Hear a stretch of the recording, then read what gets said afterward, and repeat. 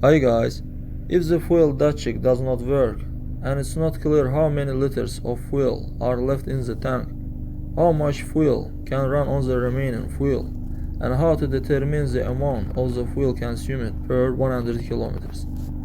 This can be easily determined by filling the fuel tank up to the filler neck. First drive 100 km on this fuel and then refill the fuel up to the neck. This difference will be level of the fuel consumption indicator. The drivers who determines the fuel consumption fill in 10 liters and drive until the car comes to the completely stop. Sometimes there is a canister in the track, but there are cars that have a fuel pump in the tank, and lack of fuel can damage the pump. That's all guys. Subscribe to our channel and don't forget to put like.